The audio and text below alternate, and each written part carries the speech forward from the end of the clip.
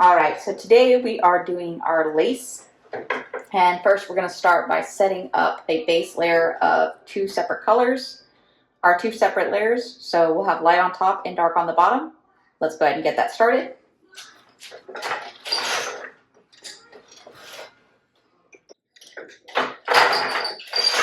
So just in case we forgot how to do that, what we do is we actually go in with petal 1 up, pass with the yellow, and then we raise petals 1, 2, and 3, passing with the charcoal. Then lift petal 2 only, pass through with the yellow again, and then lift petals 1, 2, and 4, and pass through with the charcoal. We'll do this one more time, and then we'll get started on the lace. All right, now we're going to weave the light on bottom only by lifting petals 1, 3, and 4. Go ahead and pass through.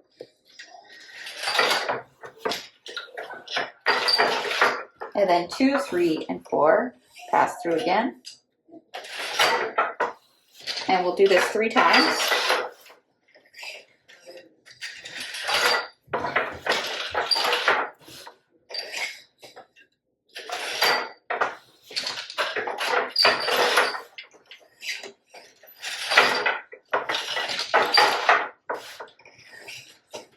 All right, got that little layer built.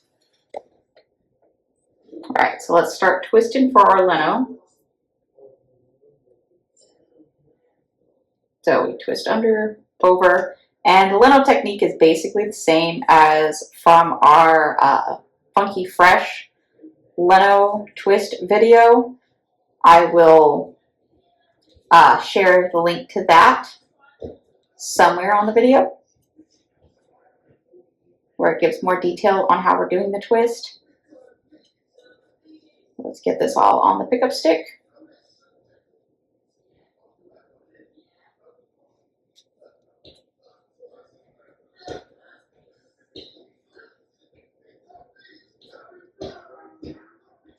So we lifted all of the charcoal up separate from the yellow. So this is one of the few sheds that I can lift all of one color. It's actually the only one, so I can't flip it the other way and lift only yellow. So we won't be able to do yellow on top for this. That's fine. You know, it's going to be the same idea, just reversing the pattern basically. So it will be okay. At least we could still do the lace, right?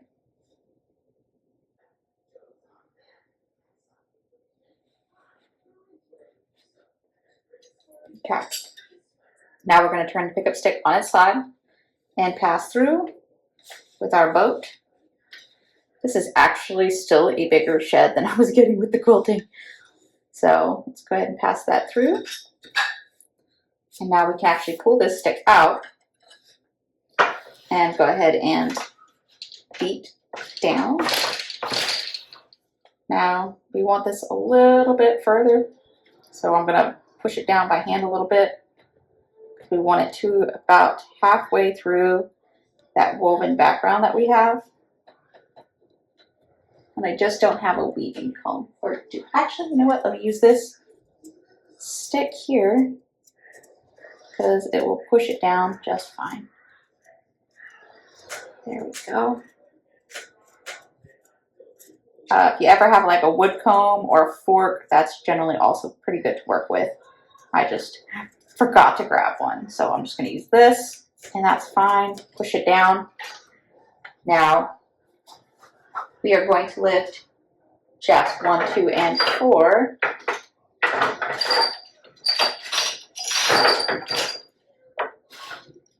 And I'm going to pass again with the dark. Because the great thing about Leno is it creates the second twist itself.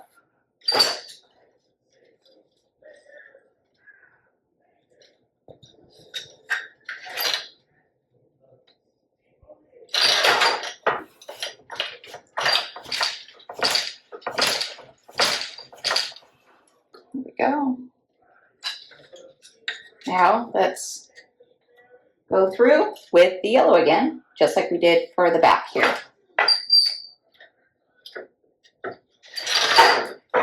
So now we have this beautiful Leno lace starting to come up.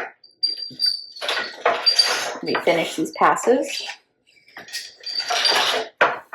And it will really frame it quite nicely.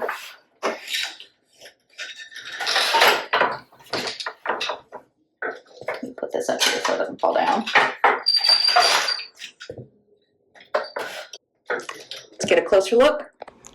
So here is a closer look at what that lace looks like and how you can actually see that these are in fact separate layers. I can actually move this, pick it up a little bit, not very well, but you can pick it up a little bit because that's two separate layers. So in the background we have the yellow that's solid and flat, and on the front we have this beautiful little lace, and it's very textured when you feel it. Let's go ahead and take a look at the back. And you can see back here that you don't have any of the Leno twist. So you just have the dark, the yellow background that we've seen, and the dark. Because on the two parts where you see the dark, that's where we brought the yellow up to the front. And this yellow back here is how we created the yellow background with the dark in front. It's a pretty neat technique. So now we're going to do the Brooks Bouquet, which we've already kind of done the base layer by doing the 3 passes of regular right here. Now we're going to do the background just like we did for the lace right here. So let's go ahead and lift 1, 3, and 4. Sorry, yeah. Lift shafts 1, 3, and 4. Pass through with the light, and then 2, 3, and 4. Pass through with the light again. We're going to do this a total of 3 times. 1,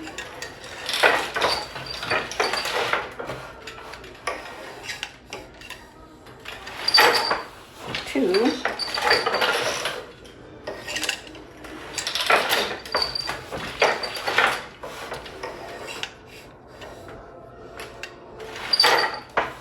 3. Now we are going to lift up the shafts 3 and 4 again. I'm going to pass through 2 pairs here, lift over. So that's a total of 4 threads.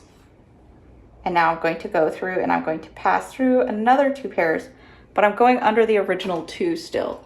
So you can see now I'm passing under 8 threads. Okay, now down under, pick up those last 2. So I'm passing over the first set of 2 and I'm going only under the second set of 2. And now I'm doing that again. And I'm going to keep doing that until I reach the end.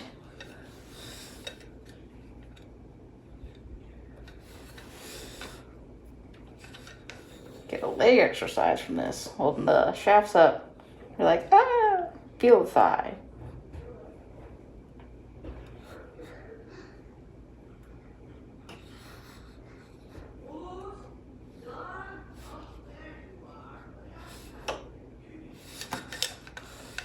Should get all of them. Oops.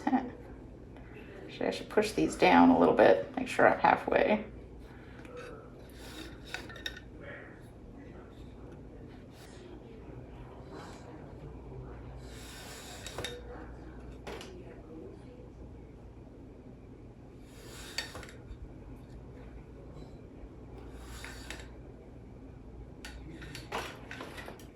All right, all the way across.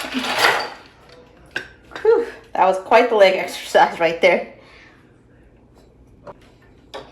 We're gonna lift shafts 1, 2, and 4.